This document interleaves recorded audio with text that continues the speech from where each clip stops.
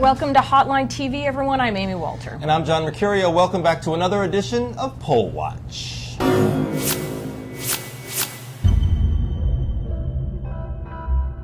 All right, AP Ipsos has a new poll, so let's take a look at the numbers. On the Democratic side, Barack Obama leads Hillary Clinton 46 to 43%. Not a huge change, but in general election matchups, Clinton does better now against John McCain, but by a smaller margin. But Obama does better in key states, in key swing states. In Iowa, Obama is leading McCain by 8 points, while Clinton is up just 2. In Wisconsin, Obama leads by 4 points, while Clinton trails McCain by 6 points. A lot of numbers there, but Amy Walter, that's what you do. You crunch numbers. You take numbers, you put them in your mouth, and you crunch them up. Sometimes they're painful. Sure. It's like getting in. Sometimes it no gets pain, stuck. no gain is what they say. So give us a little gain. What's more important, do you think, state polls or national polls as we're looking at this race?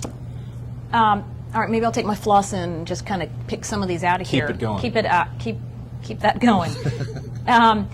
All right, so what do we know? We know that we don't know anything, right? We just seem to go over and over and over again onto this idea about what is electability. What does electability mean?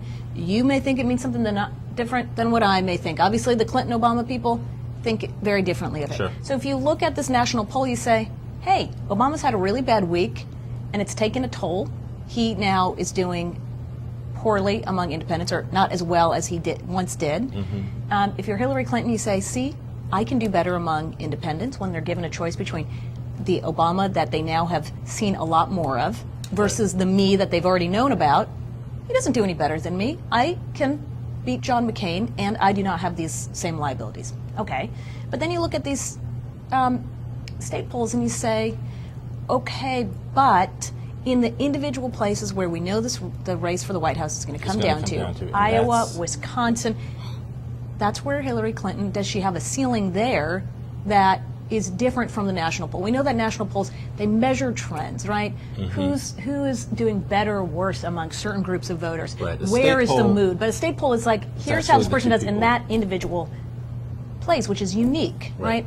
So there you go. If you're a superdelegate now, you have to decide, does Barack Obama really open the playing field? Right, but again, these are just 2 states, Iowa and Wisconsin. It's only a couple polls, and it's only a couple polls, and we obviously, I think, but you're right. I think that the argument now goes to the superdelegates who have to decide in the next couple of weeks how this Democratic race is going to play out.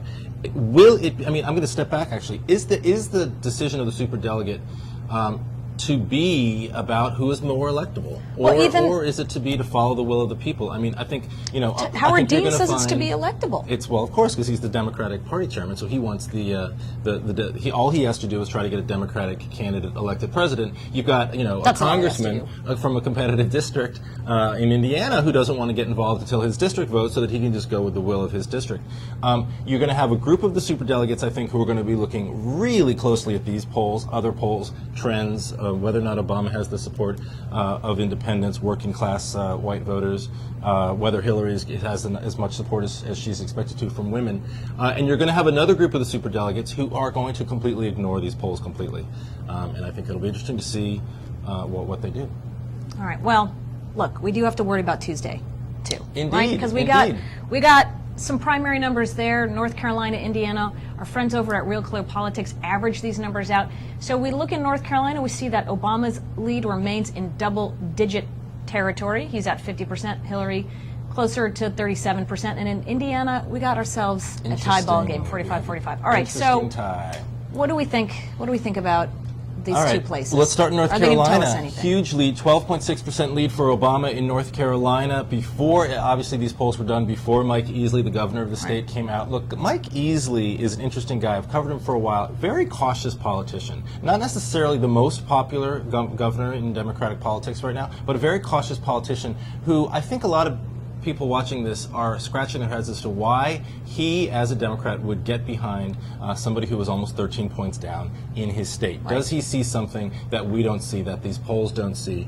And we've seen in states like Ohio and Michigan and in Pennsylvania that the support of a governor with some degree of an organization in the state has really helped her come up from behind. So I think we could see some movement in North Carolina. But it does say based something on very these numbers. interesting, that the two candidates that are running for his to succeed him have endorsed Obama, because they do know that when it comes to turnout, they are expecting That's very African American good. That's very turnout true. to be very high, and so That's they know true. that they need that vote. The guy who's leaving is picking Hillary Clinton. I think it says a lot more about allegiances than it does sort of future. If you're the Obama campaign, you look at it and you'd say, well, the guy who's sort of still in the past, Right. he's retiring. It doesn't.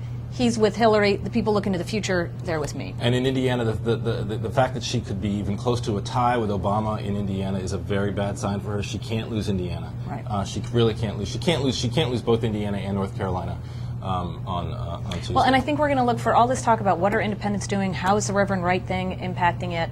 Here is an open primary, right? You got people who, independents, Republicans, can come and vote in this primary.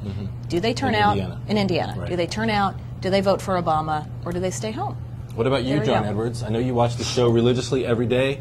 Where are you? What are you gonna do? What are you going to do? All right, but that just about wraps it up for today's show. I'm John Mercurio. Until tomorrow. Well, and I'm Amy Walter. Thank you for watching Hotline TV.